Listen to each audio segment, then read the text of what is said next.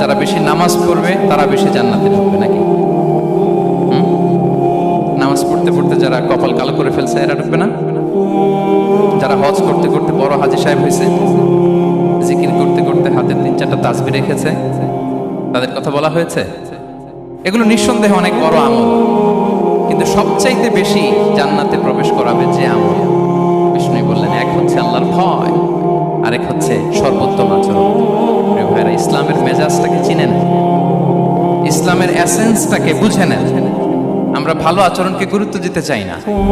অনেক নামাজি লোক দেখবে নামাজ পড়তে পড়তে কপালে কালো দাগ ফেলে দিছে, বাসায় বউয়ের সাথে খারাপ আচরণ করে, খিটখিটে মেজাজের, প্রতিবেশীর সাথে শুধু ঝগড়া, কলিগদের সাথে ঝগড়া, মারামারি, দুঃসম্পর্ক, এরকম আছে না? নাই বলেন, আছে না?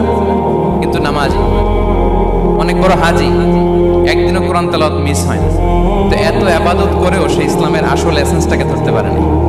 বিষ্ণু বললেন, সবচেয়ে বেশি জান্নাতে প্রবেশ করাবে যে দুটি আমল, একটি হচ্ছে তাকওয়াল্লাহ, আল্লাহর ভয়, আরেকটি হচ্ছে উত্তম আচরণ, সর্বোত্তম আচরণ।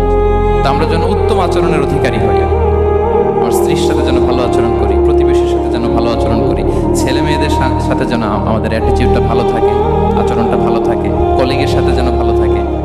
বিশ্বনবীর আচরণ যেমন ছিল তেমন আচরণ যেন আমরা গড়ে তুলতে পারি। আওয়াজ করে পড়ুন আমিন। সুনানে আবু দাউদের এক বর্ণনা, বিষ্ণু ইসলাম বলেন, খুব চমৎকার একটি হাদিস, মনোযোগ দিয়ে শুনুন। তিনি বলেন, আনা যাঈহুম বিবাইতিন ফি রাবাদিল জান্নাতি লিমান তারাকাল মিরাআ ওয়া ইন কানা মুহিক্কান। আমি ওই ব্যক্তিকে জান্নাতের আঙ্গিনায় একটা ঘরের গ্যারান্টি দেই যে ব্যক্তি তর্ক করার সময় নিজে হক এটা জেনেও সে তর্ক থামিয়ে দেয়।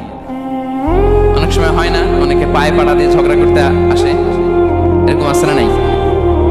আপনি চুপচাপ দেখবেন একটা বাজে কমেন্টস করতেছে, আবার কমেন্টের নিচে কমেন্ট, আবার গালি, হ্যাঁ আছে না এরকম? বিষ্ণু বলেন, নিজে হক এটা জানার পরেও আর যাতে তর্ক না বাড়ে, যে তর্ক থামিয়ে দেয় জান্নাতের আঙ্গিনায়, তাকে আমি একটা ঘরের গ্যারান্টি দিই।